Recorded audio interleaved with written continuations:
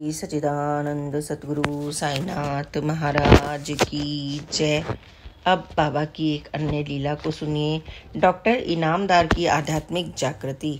अक्सर ऐसा कहते हैं कि संत की कृपा सरलता से प्राप्त नहीं होती।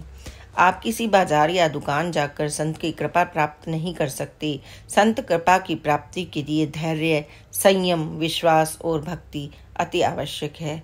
उचित समय आने पर कृपा सिंधु सतगुरु अपना कृपा प्रसाद लुटाकर भक्त की हर पल संभाल और संरक्षण करते हैं। फिर भक्त उनके जिस रूप की सच्चे मन से कामना करता है, वह उसी रूप में उन्हें अपने पास पाता है। सद्गुरु शिष्य के मस्तिष्क में प्रेरणा की तरंग बनकर रहते हैं। वे उसके अंग अंग में उत्साह बनकर ऊर्जा भर देते हैं। वे साधक के हृदय में भावों की सुगंध बनकर समा जाते हैं। वे निराकार प्रकाश के रूप में उसके अंतःकरण को प्रकाशित करते हैं। वे चाहें तो उसकी आंखों के समक्ष उसकी बाहों में साकार बनकर भी प्रकट होते हैं। गुरु का कोई एक रूप नहीं होता, वह तो हर रूप में शिष्य को संवारता है, प्यार देता है। गुरु ना तो अपनी देह से बंधा है, ना अपनी विदेहिता से। गुरु ना तो समय से बंधा है, ना किसी काल से, स्थिति से, ना परिस्थिति से, ना स्थान से, ना किसी रूप से। वह मात्र एक तत्व से बंधा है। वह है शिष्य का भाव। भावना की प्रबलता ही उसे बांधती है। वह उसके लिए रूप का, आकार का, रंग का, समय और स्थान का चयन करता है। इसलिए गुरु का रूप भाव रूप है, गुरु का आकार भावाकार है।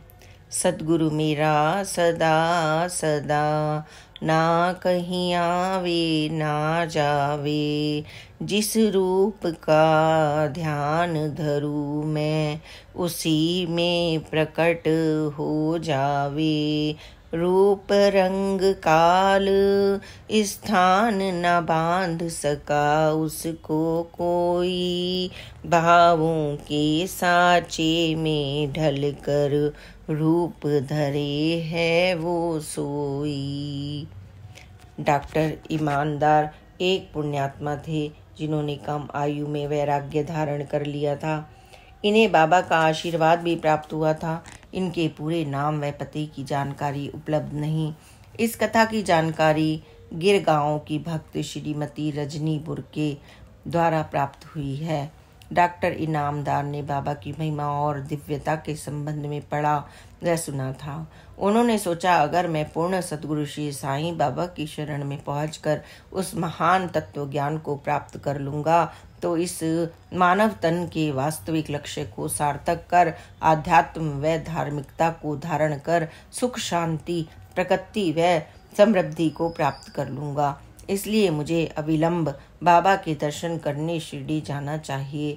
वे इस आशा से शिरडी गए थे कि एक दिन बाबा उन्हें ब्रह्म ज्ञान की दीक्षा प्रदान कर, उनकी दिव्य दृष्टि खोलकर उनके हृदय में ब्रह्म के प्रकाश का प्रत्यक्ष दर्शन करवा उन्हें चारों पदार्थों का बोध करवाएंगे। तब वे अपने अंतर्जगत में ही अलौकिक प्रकाश का दर्शन और अनेक दिव्य अनुभूतियां प्राप्त करेंगे। उन्हें पूर्ण विश्वास था कि बाबा उन्हें अत्यंत गोपनीय, गुप्त और सर्वोत्तम विद्या ब्रह्म ज्ञान को प्रदान करने की सामर्थ्य रखते हैं। बाबा उनके मस्तक पर अपना कृपा हस्त रख उनके अंतः चक्षु को जागृत कर उन्हें उनके भीतरी साम्राज्य में प्रवेश करवा देंगे। वे जानते थे कि ब्रह्म ज्ञान की प्राप्ति केवल और केवल एक पूर्ण तत्ववेता ब्रह्मनिष्ठ सद्गुरु के प्रत्यक्ष सानिध्य में ही संभव है। वे शिरडी में एक सप्ताह रुके, लेकिन उनका अस्थिर मन आंतरिक विलाप कर रहा था। वे सोचने लगे, मुझे यहाँ शिरडी में कितने समय तक रहना पड़ेगा। दयानिधि साईं मेरी प्रार्थना स्वीकार करने में इतना विलंब क्यों कर रहे हैं। बाबा मेरा मार्गदर्शन क्यों नहीं कर रहे। मैं बेकार ही अपना समय नष्ट कर रहा हूँ। मुझे किसी अन्य संत की शरण में जाना चाहिए जो मेरे विचलित मन, हताशा और झल्लाहट को शांत कर मेरा सही मार्गदर्शन करे, मेरा कल्याण करे। अगले ही दिन वे जाने की आज्ञा मांग सतम महाराज से भेंट करने के लिए इच्छा को लेकर धनाली आ गए।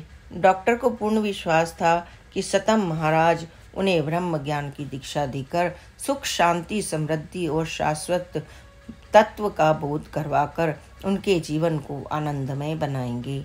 धनौली पहुंचने पर उन्होंने सतम महाराज के संबंध में पूछताछ की, लेकिन कोई भी उनका अता पता नहीं बता सका, क्योंकि सतम महाराज एक स्थान पर अधिक समय तक निवास नहीं किया करते थे।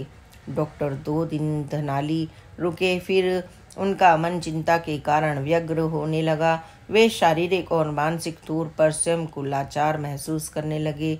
इस चिंताग्रस्त स्थिति में वे एक पहाड़ी पर जाकर बैठे और सोचने लगे, मैं यहाँ और कितने दिन बर्बाद करूँगा।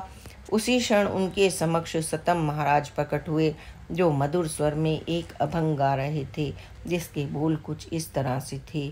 तुम्हें एक संत के प्रति पूर्ण विश्वास नहीं है, इसलिए वे तुमसे प्रसन्न कैसे हो सकते हैं। तुम्हारा विचलित मन हर दिशा में भटकता है, इसलिए वे किस प्रकार तुम्हें अपनी शरण में लें।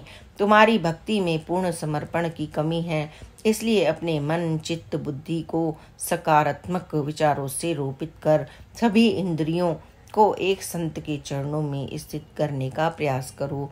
तभी तुम जितेंद्रिय होने पर ईश्वर के सूक्ष्म वाणी से परे अत्यंत निर्मल, निर्गुण परम ज्योति, इंद्रियातीत स्वरूप को प्राप्त कर जीवन में प्रखरता और उज्ज्वलता का साम्राज्य स्थापित कर आध्यात्मिक उत्कर्ष को धारण कर पाओगे।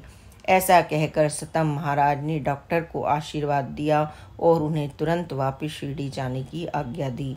डॉक्टर के शिरडी पहुंचने पर बाबा मुस्कुराकर बोले, ईश्वर का शाश्वत नाम मनुष्य के अंतःकरण में विद्यमान होता है।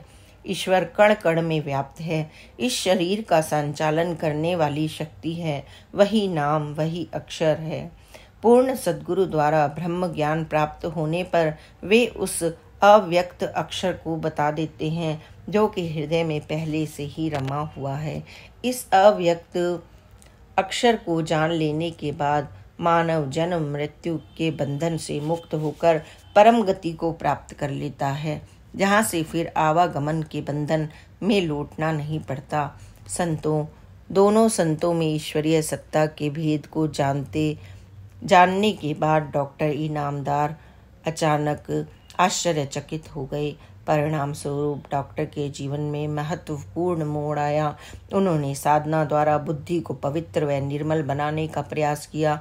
बुद्धि द्वारा परम ध्येय को समझने, परम तत्व का चिंतन और मनन कर पवित्रता की ओर बढ़े। वे अपनी संकल्प शक्ति द्वारा काम वासनाओं पर अंकुश लगा बंधन मुक्त हो भक्ति मार्ग में अग्रसर होकर वैरागी बने। उनके हृदय में बाबा के प्रति भक्ति और विश्वास के भाव उमड़ पड़े। उन्होंने अपना तन मन धन बाबा को अर्पित कर दिया। इनामदार ने पूरे सौराष्ट्र में भ्रमण कर शिरडी साईं बाबा की दिव्यता और अलौकिकता का गुणगान किया। उन्होंने श्रद्धा, लगन, विश्वास, समर्पण और शिष्यत्व की उच्च अवस्था प्राप्त कर पोरबंदर को अपना निवास बनाया। वे सौराष्ट्र में गोदगी वाले बाबा के नाम से भी प्रसिद्ध हुए। श्री सच्चिदानंद सद्गुरु साईनाथ महाराज की जय। Please like and subscribe this channel. Om Sai Ram, जय साई राम, ओम साई राम।